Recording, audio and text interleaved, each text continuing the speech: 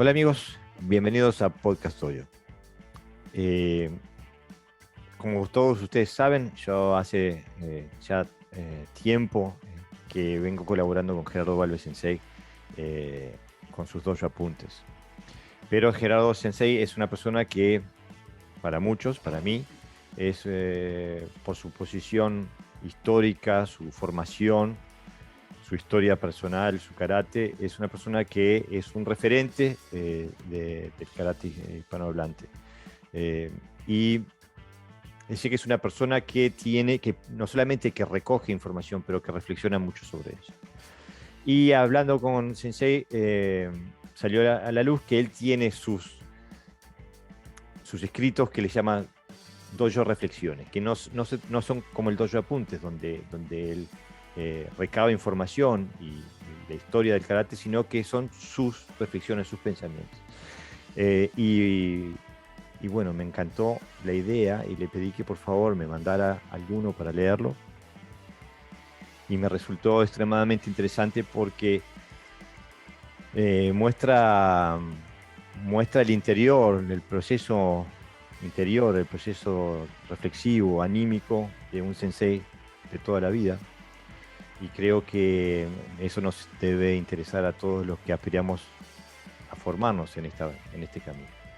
Así que le pedí permiso a Sensei si no podíamos empezar una nueva etapa que no disminuya las otras, que el Dojo Apunte siga viviendo y todo, pero sí podíamos de vez en cuando eh, imbuirnos de estas reflexiones. Así que bueno, muy generosamente Sensei accedió y bueno, aquí estamos. Bienvenido al podcast, Sensei. Oh, ¿qué tal? La verdad que siempre es un placer estas charlas y bueno, ahora acompañadas de estas reflexiones que se dan en momentos muy específicos, ¿no? O sea, no es que sea una persona que viva reflexionando, sino que de acuerdo a situaciones y hechos concretos, bueno, me inspiro para expresarme. Básicamente siempre lo hice para mí, aunque lo he publicado en mi página. Pero básicamente era como algo que me llevaba a mi retrospección sobre en qué punto de esta historia estoy parado. Y, y creo que eso ha colaborado muchas veces a tener una mente clara frente a esas determinadas situaciones, ¿no? Puntualmente en esta, creo que una película que me gustó muchísimo que se llamaba El Club de los Poetas Muertos o La Sociedad de los Poetas Muertos, con una extraordinaria trabajo artístico de Robin Williams, con un mensaje que es válido para todas las personas. Y, y un poco mimetizándome en esa historia, desarrollé algo que es medianamente breve, pero creo que profundamente o de soslayo a todos nos toca por su profundidad y por el valor que tiene para todos aquellos que queremos transitar en un camino que no sea de filosofía barata, sino que sea de la filosofía del diario vivir, que creo que es la que más nos interesa a todos nosotros. Entonces, bueno, a pedido un poquito de Jorge, la voy a leer, Muchas gracias, Sensei. específicamente esta. Que en ese momento le puse Reflexiones de un practicante desilusionado o La sociedad de los karatecas muertos. Este título obviamente emula aquel famoso libro y posterior extraordinaria película que hace referencia a los poetas. No obstante, en lo personal también ha sido un valioso aporte semántico al momento de evaluar lo que buscaba y sigo buscando del camino de vida que he elegido y que no es ni más ni menos que el karate. A lo largo de mis años de práctica por aquí y por allá, he visto subir y bajar escuelas y estilos, incluso los que a priori parecían murallas inexpugnables y en apariencia sólidas. Luego se demostró que no eran ni tan inexpugnables y mucho menos sólidas. Y mi pregunta de eterno buscador fue, ¿por qué sucedían estas cosas? ¿Por qué los viejos maestros se alejaban unos de otros y hasta de los preceptos aprendidos? ¿Por qué partiendo de un mismo maestro y de unas mismas premisas y enseñanzas se tomaban diferentes caminos?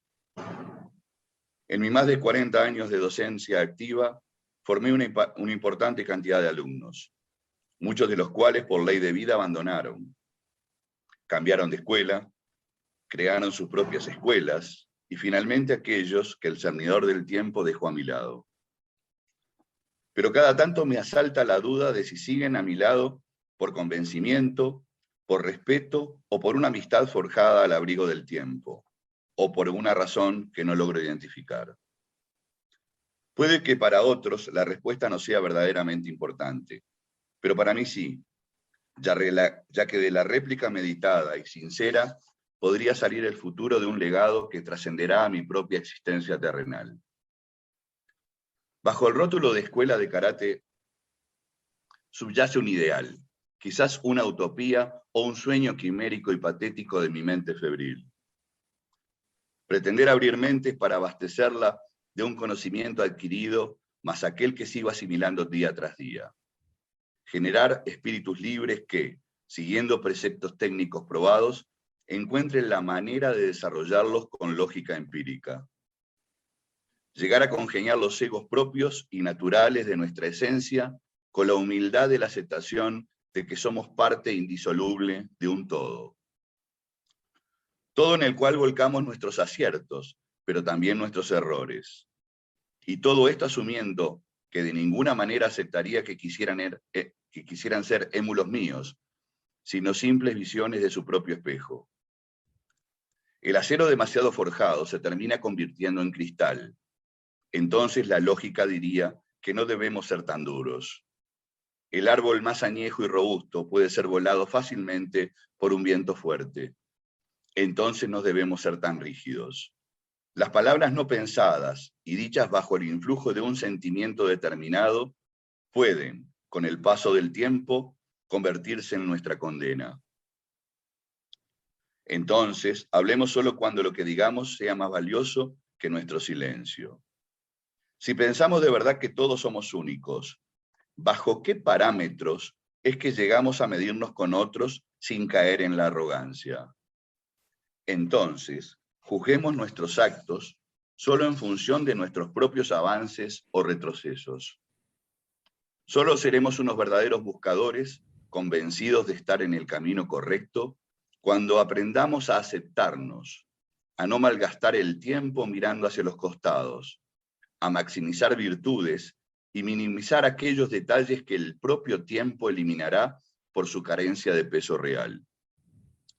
Aprendamos finalmente la lección dejada por la sociedad de los karatecas muertos, esos que, habiéndonos legado un profundo conocimiento para su estudio, en contraposición, no supieron o pudieron formar consistentes grupos de alumnos que pudieran perpetuar en armonía una visión plural de este rico tesoro cultural llamado karate.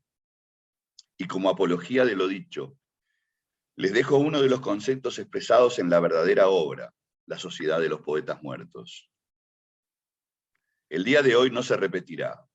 Vive intensamente cada instante, lo que no significa alocadamente, sino mimando cada situación, escuchando a cada compañero, intentando realizar cada sueño positivo, buscando el éxito del otro y examinándote en la asignatura fundamental, el amor, para que un día no lamentes haber malgastado egoístamente tu capacidad de amar y dar vida. John Keating. Wow. Bueno, esto es justamente te pedí empezar con este texto porque me parece que es de una característica existencial para la gente de experiencia, la gente que viene hace tiempo tratando por este camino, pero también apunta al alumno, qué debemos de pensar, qué relación debemos tener con nuestro sensei, ¿no? Y cómo nutrir la relación con nuestro sensei. ¿Qué te llevó a escribir esto, sensei? A mí, yo creo que lo que más por eso digo que son cosas puntuales de momentos puntuales, pero se pueden generalizar, ¿no? Mm. Yo pienso que que la dicotomía que existe entre lo que se dice y lo que se hace es uno de los elementos fundamentales de todo esto, ¿no? Eh, Tiene que haber una máxima de sinceridad tanto en el que enseña como el que recibe la enseñanza. Porque de esa sinceridad es que parte un ida y vuelta que enriquece a ambas partes, ¿no? Y, y cuando se adula, porque muchas veces el alumno adula al maestro y le dice, no, sos lo mejor, lo más grande, no, si vos no das clase yo nunca más voy a practicar, o tantas cosas que se dicen, que ni siquiera sé por qué se dicen. Yo creo que nunca las dije, creo que nunca las dije porque naturalmente nunca me salieron, pero decirlas así, esas son esas palabras impensadas que después se vuelven nuestra contra, porque entonces cuando tenés un alumno que se va por la razón que sea y por la natural eh, existencia, después le tenés que recordar, pero vos no dijiste que yo era tal o cual, y ahora porque... Lo primero que se tiene que ver por parte del alumno, y yo como alumno trato de ver, es que quien me da clase o de quien yo recibo la enseñanza es un ser humano, la primera cosa importante. Por lo tanto, tengo que valorar dos caminos, porque son dos caminos en una misma persona, el camino de quien me instruye y el camino de su propia humanidad. De la misma manera que cuando enseño me puedo equivocar en lo que enseño, también me puedo equivocar en cosas de la vida. O no son equivocaciones, es mi forma de ver la vida y por lo tanto debe ser aceptada como tal. O sea, ¿quién es capaz de juzgarme? Y yo, ¿a quién soy capaz de juzgar? Entonces todo eso me llevó a replantearme este tipo de cosas. Es decir, a no creer en la adulación, hacer comprender a quien enseño de que soy una persona y que como tal tengo una vida. Y que esa vida no es solamente karate, sino que yo incluía el karate en esa vida. Pero esa vida corre en paralelo al karate. Y entonces no se me puede magnificar una cosa por sobre la otra, sino que ni siquiera se deben evaluar. O sea, quiero que mis alumnos me juzguen por mi calidad humana, sí, por supuesto, porque yo creo que un buen karateca debe ser una buena persona. Creo que ese es mi fundamento. Pero no necesariamente estoy exento de errores. O no errores, simplemente actitudes de vida. Entonces, bajo esa premisa muchas veces existe el error del maestro que se cree magnánimo y dueño de la vida de sus alumnos, y del alumno que ve en su maestro una estatua inamovible que siempre va a estar de esa misma manera y que siempre por su propia calidad de estatua no va a tener ni errores ni aciertos, porque es una estatua. Es decir, no magnificar figuras, sino entender procesos. Porque yo evoluciono con el tiempo de la misma manera que aquellos alumnos que han estado tanto tiempo conmigo también han evolucionado. Comprendernos en la evolución. Sí, pero ¿no te parece? Porque yo reconozco lo que tú dices, Sensei, y a mí me pasa lo mismo en el sentido de que a veces siento que hay alumnos que quieren que uno, por ser su sensei, su instructor de karate, le brinde respuestas a sus situaciones de vida. eh, y a la cual yo por lo menos me niego, no me siento competente para hacer nada de ese tipo. Pero aparte, como que ponen a un sensei, como que hay una parte de la humanidad que hace karate que necesita de un guía espiritual y lo buscan en el sensei. Y entonces se acepta todo como ley y el tema es cuando el sensei se lo cree, ¿no? Ese es el problema. Ese es el problema, cuando te convertís en un individuo magnánime. Antiguamente yo esto creo que te lo había comentado, los rabinos, por ejemplo, Mm. o los primeros rabí, no escribían, porque lo que escribían se convertía en ley. Entonces, muchas veces dice, pero Jesús no dejó nada escrito. Bueno, porque era un rabí, y como tal, lo que hubiera dejado escrito era inamovible. La palabra puede ser o es patrimonio de la interpretación. Mm. Por lo tanto, una palabra puede ser interpretada por ti de una manera y por otro de otra manera, y no deja de ser la misma palabra. En cambio, lo escrito, pues a pesar de que puede ser reinterpretado millones de veces, está escrito así. Cada vez que vuelvas vas a ir a leer eso mismo que está escrito. Mm. Lo mismo pasa con nuestras situaciones.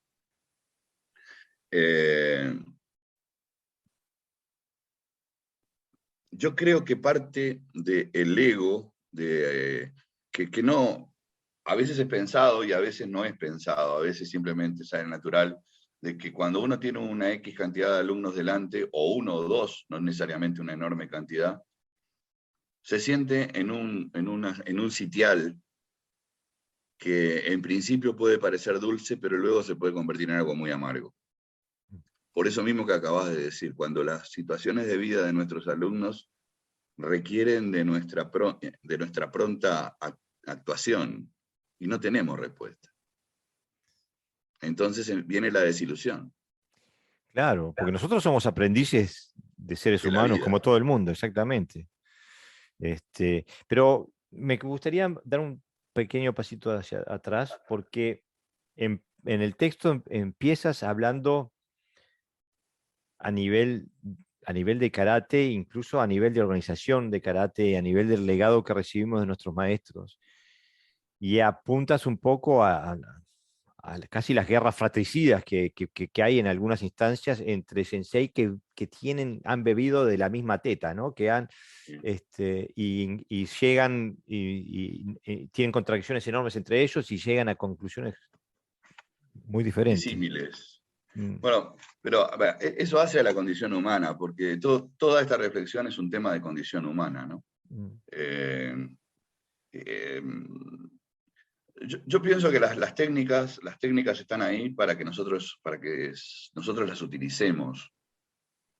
No hay dueño de una técnica, hay dueño de una interpretación técnica, pero no hay un dueño de la técnica. El problema es que muchos maestros se consideraron dueños de las técnicas Mm. y las establecieron y las escribieron y las convirtieron en ley. Entonces, ahí nace un problema ya de fondo, de base. O sea, eh, los grandes maestros eran individuales, no armaban grupos, eran individuales. O sea, vos querías aprender con un maestro y ibas con ese maestro y aprendías eso y cuando él te decía, ok, hasta acá llegamos, si querés seguir haciendo esto, profundizando en esto, o anda a que te enseñe fulano otra cosa y vas a ir sumando conocimiento. Pero no existían organizaciones. Mm. Las organizaciones primeras que existieron para ponerse de acuerdo en cosas en común, para retroalimentarse. Las primeras organizaciones, o que ni siquiera eran organizaciones porque no estaban escritas ni estaban institucionalizadas, eran simplemente grupos de practicantes, maestros que se juntaban para practicar en común, y un día fulano y otro día mengano era el que dirigía la metodología de la clase o la metodología del entrenamiento. Pero vivimos en un mundo que necesita de ese tipo de organizaciones estructuradas. Y ahí es donde todo se fue a cualquier lado. ¿No? ¿Por qué? Porque empezaron a haber niveles de calidad o niveles políticos de calidad, donde yo tengo que estar por encima porque, bueno, soy el más viejo, o yo tengo que estar por encima porque soy el más ágil, o yo tengo que estar por encima porque soy el que tengo más plata, y soy el dueño de la pelota, y si no juego yo, no juega nadie. Claro. Y esa fue la verdadera retrospección del karate, el verdadero retroceso, no retrospección, retroceso del karate. Y del karate y de la sociedad humana, vamos a entendernos. Digo. Pero bueno, ahora estamos hablando de karate. Pero el karate no es una entidad separada de la evolución o del desarrollo de la humanidad. Es un ente que corrió en paralelo con eso y Claro. se ayornó. Y se desprende una cuestión de lo que tú decís, Sensei, se desprende una cuestión que marca el desarrollo político e institucional del karate moderno, que es, ¿quién sucede a Dios cuando Dios se muere? Y claro, ahí está. Ahí está. Y siempre que muere el maestro, una organización se transforma en 5.000. Sí, sí y no. Mira, yo te voy a decir, acá están las visiones de Okinawa y las de Japón. Mientras que en Japón un maestro se muere y entonces se generan, por ejemplo, el caso de Masutacho Oyama de Kyokushin, hay 72 organizaciones que nacen de una única. 72 o más, con más. Es que hacen exactamente lo mismo, por otro lado. Ese es el tema que no. En Okinawa, cuando muere un maestro, muchos deciden no dar más clase. Hay una diferencia. A ver, por ejemplo, puede no gustarle quien quiere como heredero de la escuela. Y en ese caso, ya está, se van, punto y aparte. Algunos generan una escuela reconociendo siempre al maestro original, pero obviamente no estando de acuerdo con quien quedó. Pero no genera una organización económica. Lo que genera es la performance de alguien que no está de acuerdo con cómo se va a dirigir la escuela con esa persona, y entonces yo la hago como la aprendí del maestro, pero basando en mi propia impronta, ¿no?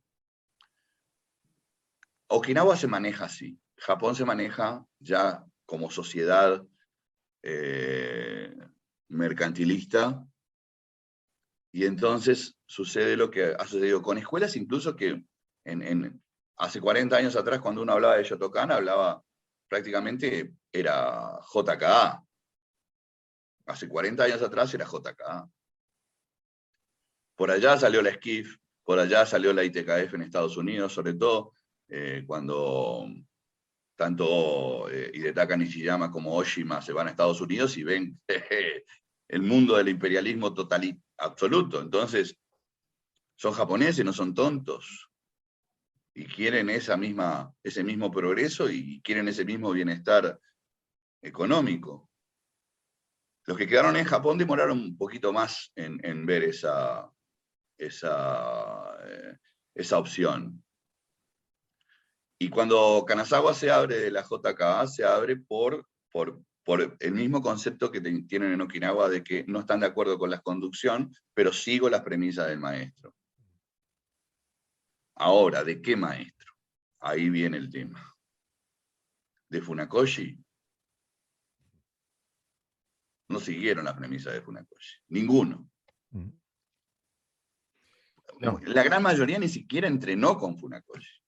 Y cuando entrenó, Funakoshi ya estaba fuera de tono.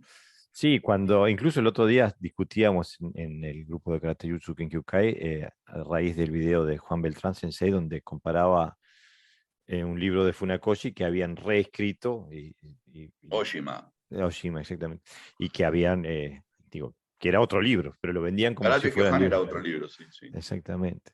Sí, yo pasé las dos versiones a que me las pidió porque tengo las dos, la del 30 y pico y la versión de Oshima, y no tiene nada que ver. Hay una tercera versión también, que la tengo también.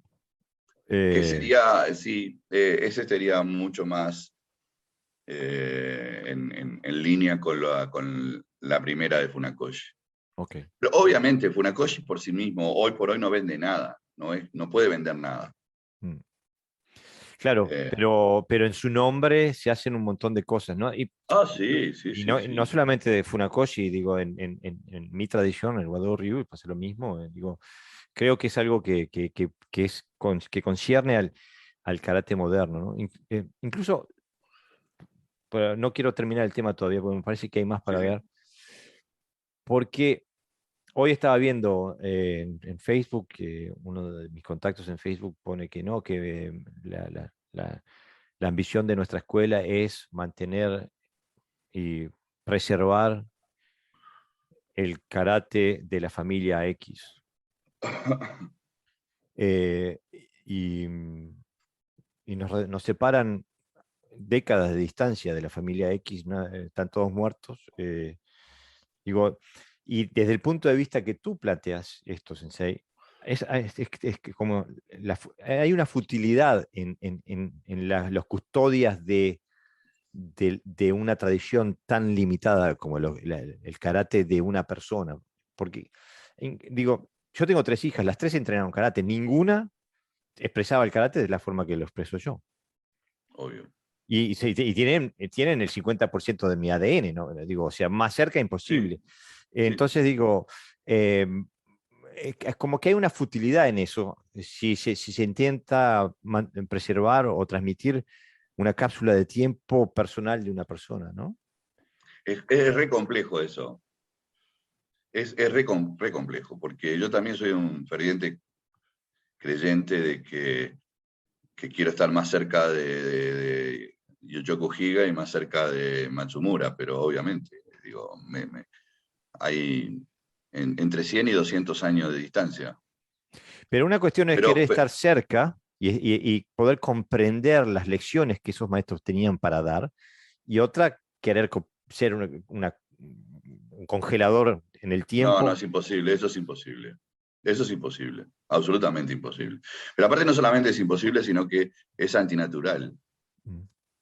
Es antinatural porque, por todo, porque somos personas distintas, porque vivimos en mundos distintos. A pesar de ser el mismo mundo, cada época marca un mundo distinto, ¿no? De ideologías, Exactamente. de situaciones, etc.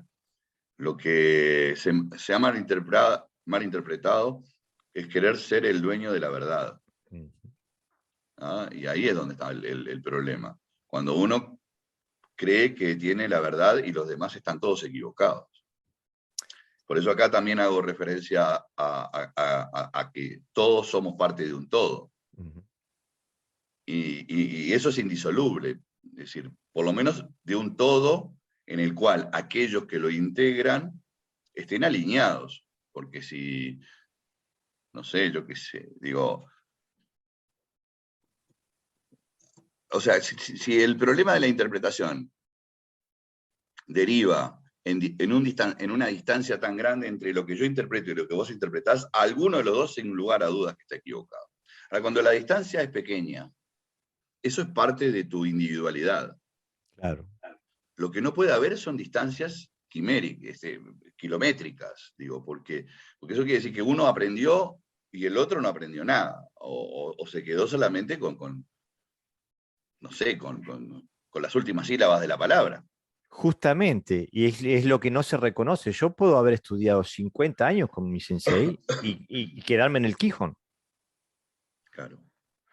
Pero me gustaría también, porque hay una parte humana, una parte de relaciones, una parte emocional, a la cual tú también en este escrito atisbas, ¿no? Como que muestras un poquito, y es las relaciones, porque las quiero estudiar de las dos perspectivas, ¿no? La relación, lo que invierte un sensei en una relación a largo plazo, de décadas inclusive, con un alumno. ¿Y cómo ves tú esa relación?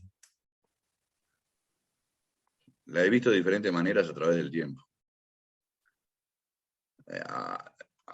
Aprendí que no se pueden poner todos los huevos en una canasta, porque se cae la canasta y se rompen todos los huevos y entonces se rompe todo tu trabajo y tu ilusión Me costó, porque al principio como joven instructor, de repente veía en la figura de un alumno X un futuro, ya no digo heredero, porque eso es una palabra que no me termina de gustar. Yo creo que nadie es heredero de nadie. Sobre todo, de repente dentro de lo material puede ser, pero no dentro de lo que es éticamente profesional, o sea, pero por lo menos custodio de un pensamiento y de una filosofía y de una técnica, ¿no? Custodio que es una cosa diferente a heredero, ¿no? Y luego me di cuenta de que con el paso del tiempo esa persona no solamente cambiaba, sino que se iba. Mm. Porque cambiar es parte del proceso, pero irse ya es cortar el vínculo. ¿Y por Y qué? obviamente que esas cosas te van dejando un profundo dolor en el alma, pero también te van dejando una enseñanza. Entonces, cuando se habla de cómo debería ser, y bueno, es todo subjetivo, no puede ser objetivo, ¿no? Porque es el propio tiempo el que va puliendo las relaciones. Y, y uno debe empezar a sentirse feliz de las pequeñas cosas y no pensar en grandes conquistas. O sea, no. Hoy dentro de los alumnos que tengo, hasta hace un poco de tiempo, no mucho tiempo atrás, podía decir que tenía una clara idea de quién podía ser ese custodio o esos posibles custodios. Hoy no tengo claro. Yo creo que hoy he aprendido una lección. Toma aquello que quieras tomar y nada más. No. No es que me desilusioné, aunque sí me desilusioné. Simplemente que creo que me hice más realista. Más realista. Me hice menos soñador y más apegado al día a día, ¿no? Y acá también lo pongo, sobre todo en la frase final que dice, ama cada día, ¿no? O sea, disfruta cada día. Y bueno, cada clase que doy, me siento feliz de poder darla y punto. Y no trato de esperar mucho más allá de eso. Y que cada uno, bueno, yo siempre escuché una frase que me quedó grabada que decía, la enseñanza es como una lluvia que a unos moja y a otros salpica. Y creo que así, a pesar de que lo decía, capaz que no lo sentía, y hoy lo digo y lo siento. O sea, cuando enseño no espero que todos aprendan lo mismo. Antes quería que todos aprendieran lo mismo. Y en el fondo quería que algunos aprendieran más, sin lugar a duda, ¿no? Porque eso me aseguraba o me garantizaba la continuación de que ese alumno iba a estar a mi lado por el resto de los tiempos, y no es así. Y eso de que los alumnos son hijos, sí y no, porque también entiendo que uno tiene hijos, pero no son hijos tuyos, son relativamente hijos tuyos, después son hijos de la vida. Lo que te tiene que unir es un lazo que va más allá de la idea biológica o de la concepción biológica, tiene que ser un acto un sentimiento diferente, ¿no? Y Pero tú apuntas ahí. ¿cómo poder mantener sin modificaciones una relación cuando las personas por los avatares de la vida van tomando una identificación diferente? Claro, no, eso lo comprendo, Complejo. Sensei, pero es muy complejo. Pero yo a veces, si yo hubiera tenido la posibilidad de, de mantener la relación con mi sensei, si mi sensei me hubiera apoyado en que yo tenía necesidad de explorar otras cosas, pero siempre íbamos a tener, que podíamos seguir, es como mudarse de la casa de tus padres, pero que siempre podés visitar a tu padre y cada vez que hablas con él le decís lo mucho que lo querés y lo respetás y lo apreciás, pero después te vas a tu casa. Eso no es, hay muchos senseis que no lo pueden ver, o aceptás la palabra de él como la única realidad, o no podés tener una relación, ¿no? Y a mí como hijo, por así decirlo, hasta el día de hoy extraño la relación con Shinigami Sensei, que fue mi primer sensei. Pero también quería preguntarte, porque la moneda tiene dos caras. Uh-huh. Y a mí me pasó, bueno, la vida te enseña, y tengo la dicha, la felicidad de tener 3 nietos, ¿no? Cuando nació mi primer nieta, me hizo también revisar mi relación con mis abuelos. Y me di cuenta, nunca, nunca me paré, la vida con todo lo que te trae, la juventud y la niñez y todo, nunca me paré para mirar hacia atrás. Y ahora que soy abuelo, me doy cuenta que en algún momento dejé en el andén a los viejitos esos, llenos de amor, y no les brindé un pensamiento, porque estaba demasiado ocupado en tragarme la vida que venía, ¿no? Que venía con un tren a toda velocidad. Y a veces siento que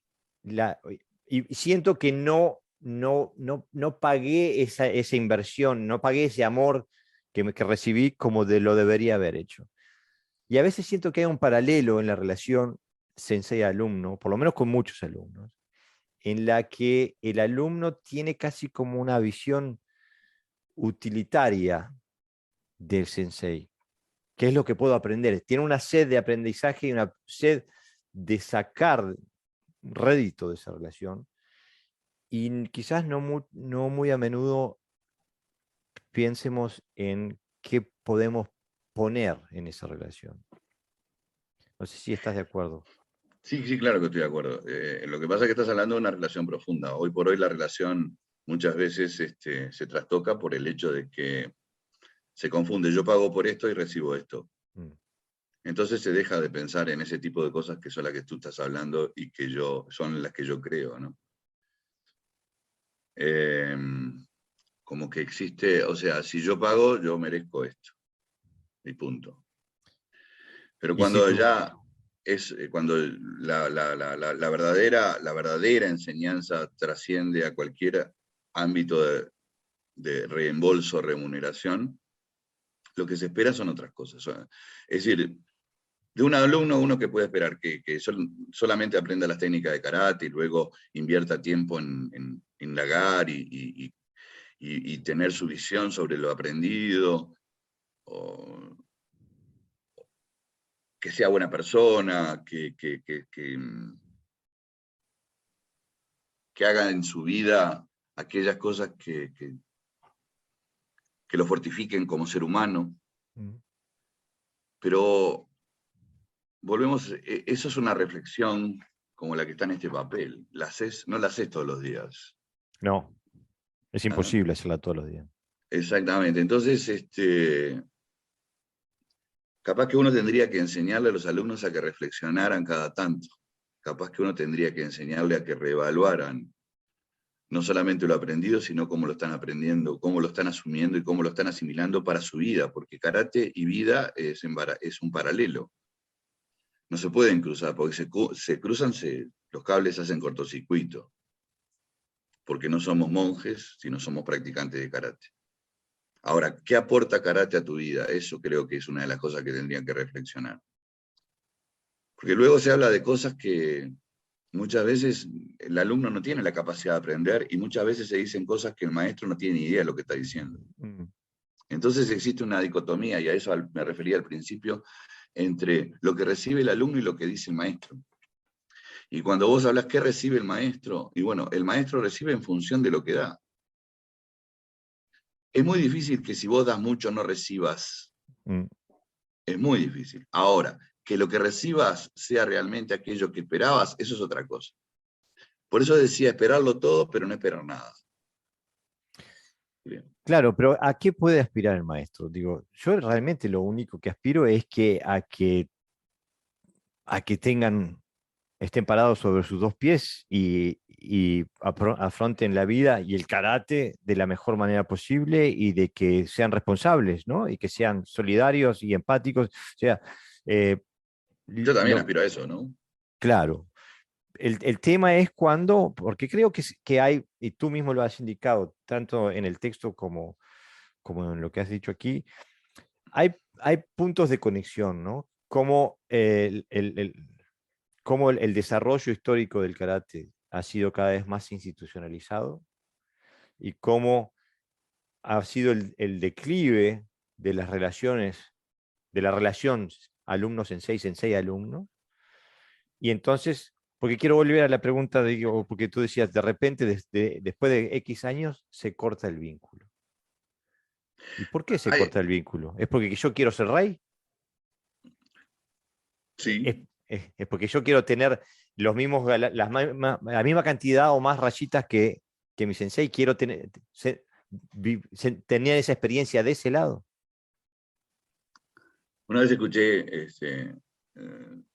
frente a un suceso determinado, uno de mis sensei dijo, hay gente que prefiere ser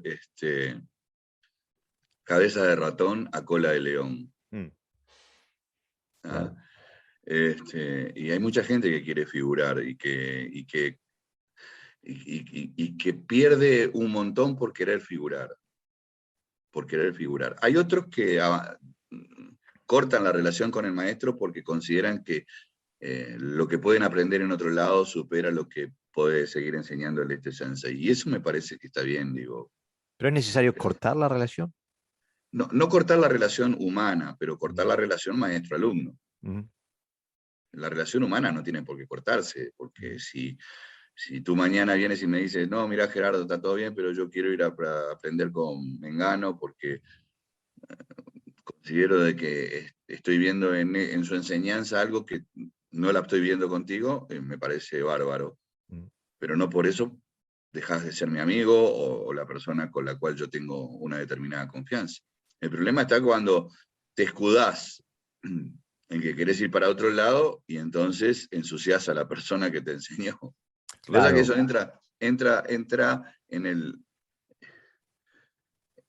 entra en esa errónea visión de no dar la cara. Mm. Entonces, yo hago esto porque aquel no hizo lo otro. Y entonces ahí, claro, ahí se rompe todo, obviamente, ¿no? Ahí se confunden los tantos y todo queda mal. Pero si vos te vas de una manera... yo siempre digo que el dojo, y entonces hablo de mi corazón, está con las puertas abiertas para que entres y para que salgas. Mm, Ahora, ¿por qué te vas a ir por la ventana? ¿Por claro. qué te vas a ir por la puerta de atrás? Aparte, me parece que es algo natural y casi que necesario de visitar, de tener distintas referencias. Ahora, eso no quiere decir que tengas que tener que cambiar de familia. No, no, no, por supuesto que no. Yo he tenido en mi vida tres maestros. He tenido más, pero he tenido buenos senpai, pero maestros he tenido tres. Y he cortado relación con dos. He cortado la relación, el vínculo maestro-alumno con dos. Eh, con el primero, por razones estrictamente personales, de personalidad, no de personales, no, Mm, no un problema personal, sino de personalidades que van en líneas diferentes. Entonces, es muy difícil vos aprender de alguien que va en una línea que es contraria a la tuya, que se abre. En el segundo caso, porque creí que la humildad iba por encima de los títulos y lo viste no, mal.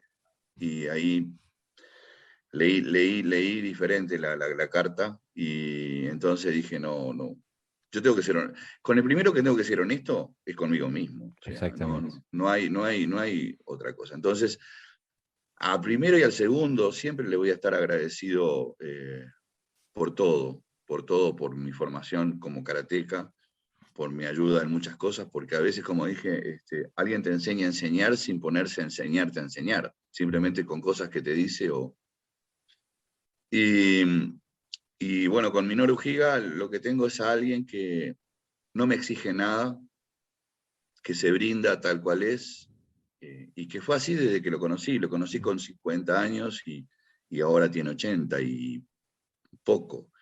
Y tanto en el principio como en el final, y a pesar de no tener una convivencia diaria o normal, porque nos separan 20.000 kilómetros, eh, cada vez encuentro la misma persona, una persona abierta, dispuesta, y creo que en esta altura de mi vida, a esta altura de mi vida, yo creo que es lo que necesito, una persona que me da paz.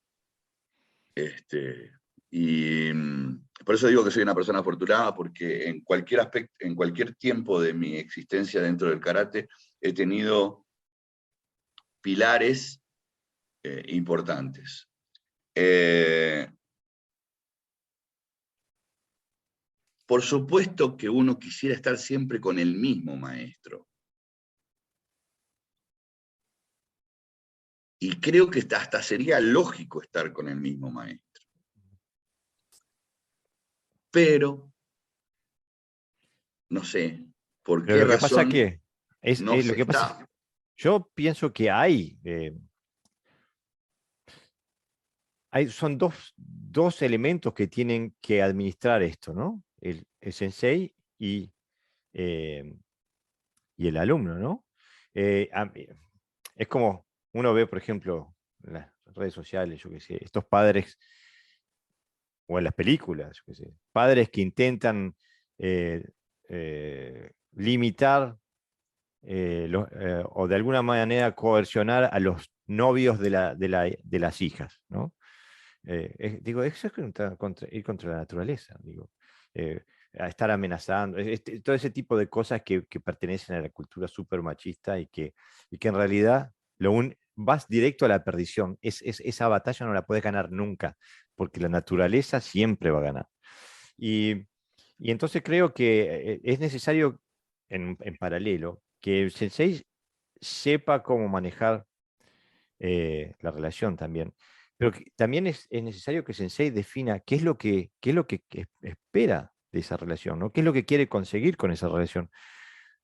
Porque si uno quiere conseguir un reinado, un grupo de súbditos que, Claro, bueno, sí, sí, sí. que me adulen, en algún momento algún súbdito va a decir, yo quiero esa posición, como pasa en todos los reinados.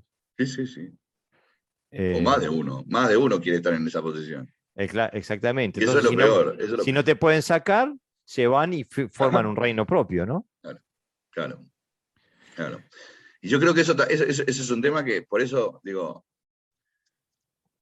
los maestros nos brindaron el conocimiento, pero no la pócima para la cual podamos todos estar congeniados y unidos, manteniendo nuestras diferencias y respetando nuestras diferencias. Eso no lo pudieron hacer. Yo creo que No nos dejaron el secreto, porque no no lo nos dejaron el tenían. manual, No, no, no lo no, tenían.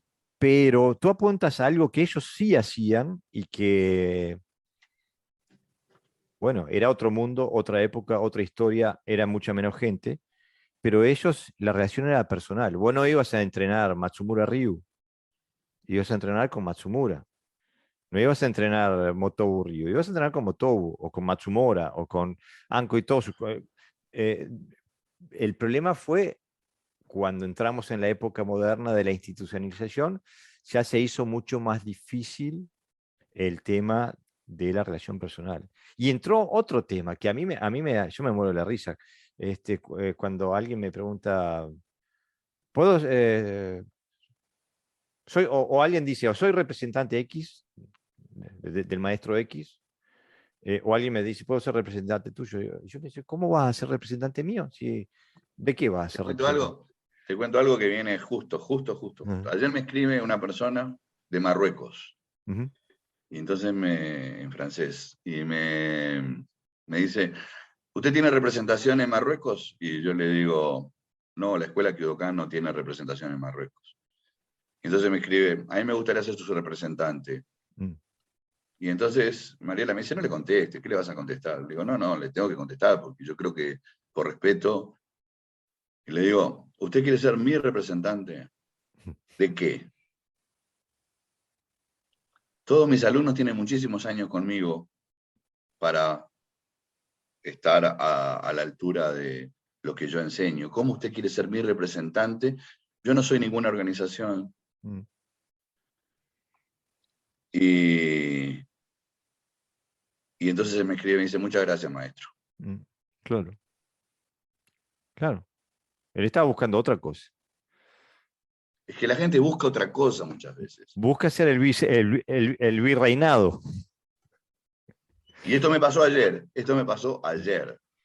pero me ha pasado muchas veces. Me han escrito de la India, ni te puedo contar. Ah, sí, la India no sé por qué, India, Pakistán, Bangladesh. Indonesia. Mm. Sí, pero es un tema que tiene que ver con el estatus y la institucionalización. Eh, digo, Yo lo que digo es una cosa. Lamentablemente hoy, ¿cómo vos podés hablar de alumnos cuando en una clase tenés 20 personas, 30 personas? mm, Tenés practicantes, 20, 30 practicantes, alumnos. La palabra alumno es una palabra que tiene que ser muy mimada, muy cuidada, muy selectiva. Vos no podés tener 30 personas y dedicarles atención. Yo, por ejemplo, acá en Canadá, normalmente tengo 4 alumnos, 4. Tenía más, pero jóvenes y se fueron. Me quedaron 4 alumnos. 4 alumnos son de fierro. A veces hay 2, a veces hay 3, a veces hay 1, dependiendo de si tienen que trabajar o estudiar o lo que sea. Pero normalmente son 4. Yo no te puedo explicar la felicidad que tengo cuando voy a darles clase. Porque, y realmente ellos hacen hacen un poder enorme para entenderme, porque ellos son canadienses, hablan inglés, y yo hablo una mixtura de cosas. El esfuerzo que ponen, ya ahora abro la boca y ya me entienden, no necesito una expresión. Pero al principio fue bastante duro eso, ¿no? Pero, ¿sabes lo que te vas dando cuenta? Que existe una relación verdadera. ¿Por qué? Porque existe el tú a tú. Yo sé que para el mundo de hoy es más importante tener 20 o 30 alumnos por clase, 3 turnos o 4 turnos, porque sabés que eso es un sueldo. Pero cuando no te importa eso, no estás atado a eso, la relación se vuelve diferente. ¿Ah? Y hoy por hoy, a mí me gusta mucho más esto que lo que hice durante muchos años, que es dar clase para mucha gente, ¿no? Te entiendo, Porque mi Sensei. mente no se distraía con mucho, sino ahora mi mente se enfoca en algo determinado. No digo que vayan a ser mejores que los otros, son diferentes momentos de mi vida también. No, yo estoy absolutamente convencido de que son mejores que los otros. Por eso te digo, yo hice una involución, o sea, me fui de muchos a muy pocos. Y me siento más feliz ahora, pero porque viví la experiencia de los muchos. Si desde el principio hubiera sido así, siempre me hubiera quedado en deuda, y si le hubiera dado clase a 50 no tendría hoy mejores instructores, más fuertes, más sólidos, no, capaz que hubiera tenido, si hubieran continuado, y si yo hubiera continuado en Uruguay, capaz que tendría más. Mira, en el periodo que yo di clase en Uruguay, que fueron muchísimos años, tuve gente que se fue a otra escuela, tuve gente que abrió su propia escuela, y tuve gente que, su propio sistema, no su propia escuela. Dije, a ver, lo viví todo, eso. Lo viví todo. A mí me llama la atención porque pienso que yo pienso que el karate está todo dicho, está todo inventado, no hay nada para inventar. O sea, Mirá, te voy a no, decir otra cosa. En Uruguay, en los últimos tiempos, 5 o 6 años para atrás, hubo gente que se fue, se abrió, y entonces pusieron el verdadero Kyudokan o Kyudokan Uruguay o no sé qué, no sé cuánto. Y yo le escribí a uno de ellos y le digo, a ver, ¿cuál es el verdadero Kyudokan? Porque, perdóname, pero yo puse Kyudokan en Uruguay hace 34 años y vos fuiste alumno mío toda la vida. ¿Cuál es el verdadero? ¿Vos sos más verdadero que yo? No Eso es entiendo. incomprensible y eso es muy común.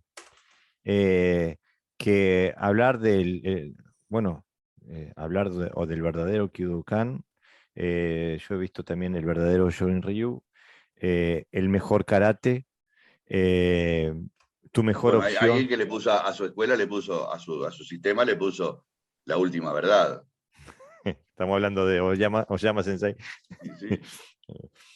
Eh, por eso, Es una falta de humildad, pero llevada al extremo. No tengo nada que ver, porque yo también practiqué Kyokushin y respeto mucho lo que hacen, pero me parece que ya ese mismo nombre es un sinónimo que va en contra de lo que querés hacer, ¿no? Yo qué sé, no sé, capaz que yo estoy muy equivocado, digo. no, bueno, somos dos entonces, porque creo que tú apuntas en el texto, también apuntas a eso, porque seguro, cuando hablamos de los viejos maestros, metemos todo el mundo en la misma bolsa. Entra No, Oyama y no, entra claro. y entra Matsumura, ¿no? Desde el punto de vista semántico, pero en Sí, realidad sí, sí. no. No, Estamos no. hablando de diferente gente. Y si hablamos de los maestros de la generación o dos generaciones atrás, antes de nosotros, los que nos trajeron hasta acá donde estamos ahora, hay una gran diferencia entre el hacer y el decir que ellos tienen con los maestros pre-Pangea, ¿no? Los maestros, los Sí, sí, sí, verdaderos sí. maestros. Y creo que también hemos heredado una cultura de dogmatismo, porque somos los dueños de la verdad absoluta, suprema, y no Sí, por sí. hablar de Kikuchi, el Wado, el Shotokan, el Goju, todos somos siempre lo nuestro es lo mejor, por lo tanto lo otro, si lo mío es lo mejor, el resto es inferior. Pero aparte hablamos desde los dogmas. Como lo mío es mejor, es inamovible, no tenés que analizar nada, tenés que agarrarte el paquete porque te lo compraste y está listo.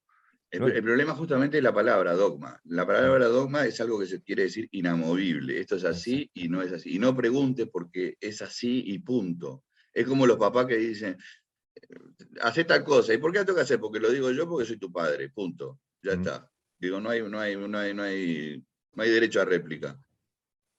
Que en esa circunstancia podría ser válida o no, pero en esta, precisamente, lo que estamos hablando no es válida para nada. No es Claro, válida porque para yo nada. tengo, yo tengo mis grandes dudas de que si Matsumura y Matsumora se sentaran a tomar un aguamori y hablar, ¿qué van a hablar? Van a hablar de karate, de Y Todi Luchi. obviamente. Y que uno diga, no, porque esto es así. Y el otro diga, no, no, no, porque es allá. Yo no veo que sea una posibilidad entre gente que haya realmente comprendido. Es como que dos físicos se agarran las piñas no, porque Por una todos saben, teoría. exactamente, porque todos saben que eh, todo depende del nivel de comprensión que tengas. Y lo Y que, del individuo, del individuo. El claro, individuo es el eficaz. Yo siempre digo lo mismo. La técnica puede ser maravillosa, pero puesta en alguien que no tenga el espíritu, la chispa, es nada. claro, pero aparte, todos sabemos que hace 500 años atrás la Tierra era chata, era plana, Seguro. ¿no? ¿No? Y hoy sabemos que no. Bueno, parece que estamos regresando también en eso, ¿no? Hasta en eso. Hasta en eso, ¿no? Es como que no hay. Pero, y yo, entonces, alguien que realmente sabe, no, jamás te dice esto es así. Te va a decir como máximo hasta donde yo sé, hasta mi Mira, comprensión. alguien que realmente sabe no discute. Claro, Porque el que sabe está convencido y entonces no quiere convencer a nadie. No tiene interés en convencer a nadie. Puede decir determinadas cosas. Higa Yoshiko, por ejemplo, era un tipo muy crítico, ¿no? Extremadamente crítico. No tenía dentro del ámbito del karate, era tipo muy respetado. Y entonces ahí digo, bueno, ¿por qué eso es respetado? Y era respetado porque lo que él decía estaba empíricamente probado. Pero y estaba en vos para llevarle la contraria tenías que también empíricamente demostrarlo. Y no era tan fácil. En aquellos momentos no era tan fácil. y aparte Pero empíricamente, cuando decís empíricamente se quiere decir que el que no era que era pegarle a una tablita a ver quién rompía más no, tablitas. no, no, no, no, no, no, no, no. Era justamente lo otro. Mm, Eh, claro que entonces hoy, si dijeras esto, diría, va, eso es un salvaje, es un claro. mundo de salvajes. Pero no necesariamente, vamos. Pero él vio la involución que estaba sintiendo todo esto. Y él decía, los estilos, muchos instructores enseñan un karate aguado. O sea, lo daba como algo que no tenía sustancia. Y él decía, si tu maestro es bueno, tú sabrás demostrar lo que has aprendido y eso será bueno, independientemente de que yo esté o no de acuerdo. Mm. ¿Ah? El problema es que si no demuestras nada, ¿qué aprendiste? ¿Fue Si no hay bueno tu habilidad, maestro? si no hay habilidad, no importan las teorías. Exactamente. Entonces, Él yo creo que no fue muy comprendido por eso te digo, dentro de su misma línea de maestros De Okinawa. contemporáneos, y estaban los tibios que hacían uso del nombre de su ascendencia, y estaban los que realmente iban a lo bife. Mm. Y por eso Motobu era mal mirado, y por eso otros tantos, y por eso Yuchoku Higa no era muy bien mirado tampoco en ese ámbito. Mm. Pero, pero lo que enseñaba era algo, eh, era algo lógico. ¿Y por qué digo lógico? Porque, por ejemplo, él era dueño de un Suki poderoso. Por eso era Yuchoku no Tijikun, que lo había aprendido de Miyasato Seiyei, que era un Tijikun también, un puño Okay. poderoso, que lo había aprendido de Kiyuna Pechin, que también era un Tijikun poderoso. O sea que ahí hay una línea bien establecida, que no es solamente la nominación, sino era la técnica del golpe. O sea que ahí había habido una metodología de trabajo que había llevado a un resultado objetivamente probable. Probado, probado. Mm. ¿Ah? Entonces yo digo, a eso tenemos que apuntar, no a Claro. la monumentalidad técnica gigantesca, sino a angular aquello que realmente te va a ser efectivo. Eso no es un error decirlo. No, y sabés que está probado por la teoría militar. Yo estaba leyendo el manual de la SAS, el Special Air Service, que son las tropas de De elite. élite del Reino Unido, donde ellos hablan siempre lo denominan SOP, ¿no? Standard Operating Procedure, que no importa lo que haga el otro, vos haces esto. Te Exactamente. ataca con una botella, haces esto. Con una pala, con una bayoneta, haces esto. Y los tipos, nadie puede dudar de la efectividad de ese tipo No, de guerreros. para nada. Y eso es lo que la gente no entiende, que aprenderlo todo, conocerlo todo es bueno, es interesante, porque es la manera también de que vos vas a poder eh, nutrirte de información para poder brindarla. Pero luego tenés que angular de toda esa información para que cada alumno tenga la posibilidad de elegir su contexto, aquel contexto que lo va a hacer diferente a los demás. Mm. La gente confunde ser diferente a los demás con abrirse, con irse, con crear su propia escuela, su organización, y no tiene nada que ver. Digo, el lineamiento técnico es el que te da la base. Luego, dentro de ese lineamiento técnico, que no tenés por qué romperlo, lo que tenés que romper es la técnica para llegar a su núcleo, para hacerla tuya la técnica. No es que estés inventando una técnica, no es que estés inventando un kata. Estás haciendo lo tuyo. ¿Por qué? Porque lo rompiste, porque lo entendiste, porque lo barajaste, porque lo estudiaste de atrás para adelante, de adelante para atrás y de arriba para abajo. Porque desarrollaste la habilidad. Porque yo estoy seguro que el Tsuki de estos tres sensei que tú nombraste, sensei, no era una aplicación específica del Tsuki. No era que te pegaban fuerte en el Gyakusuki, pero no en el Yunsuki. El No, no, Tsuki de no. ellos era efectivo. Pegaran, el Tsuki que pegaran era efectivo. Entonces, pienso que es la habilidad, el dominio de la habilidad. Y Hoy, es practicar hasta lograr dominarlo. claro, si es que no hay habilidad sin práctica. Y eso es lo Lo que que nos pasa es vienen que hoy diciendo. practicamos muchas cosas Mm. y ahí es donde nos perdemos. Nos perdemos en la vorágine de la cantidad. Claro. O en su defecto, o en su defecto, hemos desterrado tanto las técnicas que nos marginamos. Entonces, la panoplia de técnicas que nos quedan, sobre todo en la parte del karate deportivo, es tan pequeñita que sí, es la ley del embudo. Mm. Va a ganar uno entre 5.000. Claro. Pero Pero, aparte pierde la pero lo función a la peor es vez. que se perdieron 4.999. Y se perdió de vista la función que tenían las 5.000, ¿no? Pero entonces me gustaría llegar a algún tipo de conclusión doble. Me gustaría poder salir de las reflexiones de hoy, Sensei, pensando cómo aplicar este último párrafo que escribes o que citas a John Keating, cómo aplicarlo a nuestra vida marcial, a nuestra cotidianidad de dojo, tanto siendo en nuestro rol de sensei como en nuestro rol de alumno, que es.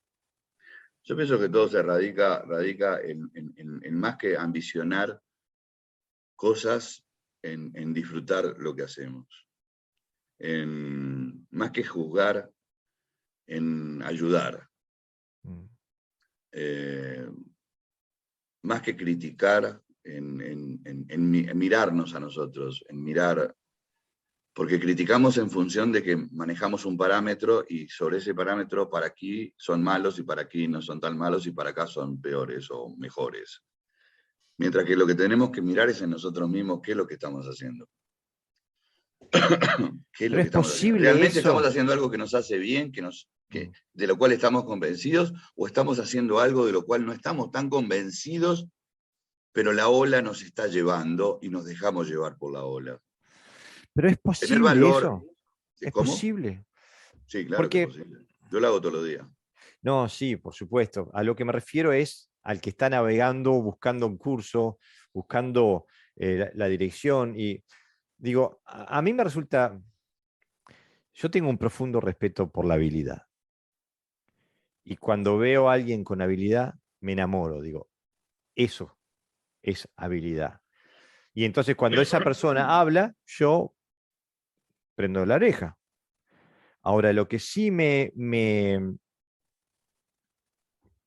cuesta es cuando la persona sin habilidad habla con, Propiedad. con propiedad.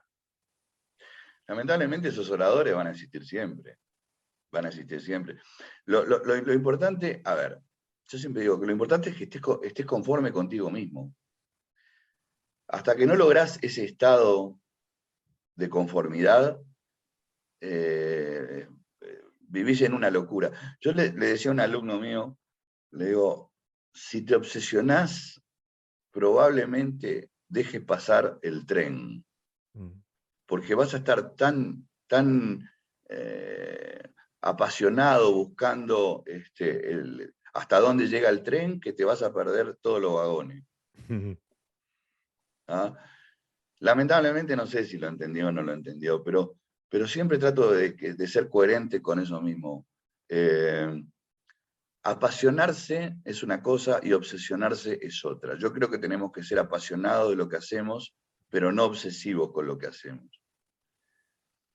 Y siempre estar feliz con lo que hacemos. Eso no hay dos lecturas a mi humilde ver. Porque si esto que hago no me hace feliz, tengo que apuntar para otro lado. Lo que pasa es que muchas veces hay que tener la valentía de decir, bueno, durante tanto tiempo he hecho esto, pero ¿me hace feliz? No, ¿y por qué no me complementa? Entonces, ¿por qué lo seguís haciendo? ¿Por qué seguís haciendo algo que no te hace feliz? ¿Por qué no vas hasta aquello que sí realmente te dé una motivación para estar dentro, no una motivación? Porque lo que estás haciendo te motiva para mirar para afuera. Tenés que motivarte para mirar hacia adentro, para hacer ese tipo de conversión que te haga uno con lo que haces, y no lo que haces por acá y vos por acá. O sea, hay que tratar de ser uno con lo que haces. Y eso hay que tener valentía para hacerlo. Exactamente, eso te iba a decir, Sensei. No es tan fácil. No que va a ser fácil, es totalmente. Pero que esa es la búsqueda de la verdad. La verdad, no sé si alguna vez llegaremos a conocerla, pero por lo menos en la búsqueda de la verdad es dejar de mentirnos. La primera cosa es dejar de mentirnos. Pero justamente ese es el camino. Y todo aquel medianamente sincero está en ese camino. El tema es que Lamentablemente al karate como actividad, como institución, se le han adjudicado, se le han sumado un montón de elementos foráneos que ahora se han transformado en naturales. Nadie piensa karate sin un gi, sin un cinturón, sin un título, sin un dan. eh, y eso puede obstaculiza la visión durante mucho tiempo para algunos y Nubla, para nubla. siempre sí, nubla la visión durante mucho tiempo para algunos y para toda la vida para otros. Y bueno, Eh, a ver, por eso mismo que de unos hablaremos toda la vida porque dejaron una huella y de otros habrán sido una anécdota. Es decir, la huella que uno deja es aquella que queda impregnada en el alma porque fue dicha desde el alma. La otra es expresada por la voz y se pierde en el éter. Me parece que esa es una fantástica manera de concluir. Me gustaría dejarle al oyente nuevamente lo que dice Sensei en el antepenúltimo párrafo del texto, eh, eh, donde tú describes, Sensei, aprendamos finalmente la lección de la sociedad de los karatecas muertos, esos que habiéndonos dejado un profundo legado para su estudio, generalmente no supieron o pudieron hacer llegar su mensaje y formar consistentes grupos de personas que perpetuaran en armonía una visión plural de este rico tesoro cultural llamado karate. Y pienso que a eso tenemos que aspirar, ¿no? Tanto como sensei como alumnos. Así mismo. Ese es un buen epílogo Sensei, para esta reflexión. Y convengamos que mi concepción de esta reflexión era reflexiones de un practicante desilusionado. bueno, ahora capaz que no tan desilusionado, pero más realista. No, por supuesto, digo, lo que pasa es que desilusión habla de ilusión. Exactamente, exactamente. Le damos una Entonces, connotación mala cuando en realidad es una connotación positiva. exactamente. Hasta la próxima, Sensei. Hasta la próxima, reflexionemos todos, en algún momento tenemos que pararnos, por lo menos una vez cada tanto, a reflexionar sobre un tema, no importa cuál, aquel que nos venga desde adentro y que nos posibilite saber dónde estamos parados. Ganbate Kudasai. Gambate Kudasai.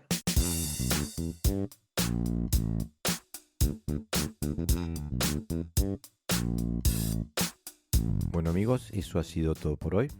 Si tienes comentarios o quieres contactarnos, no dudes de hacerlo a través de la página de Facebook de Podcast Oyo o a través de nuestra cuenta de Instagram.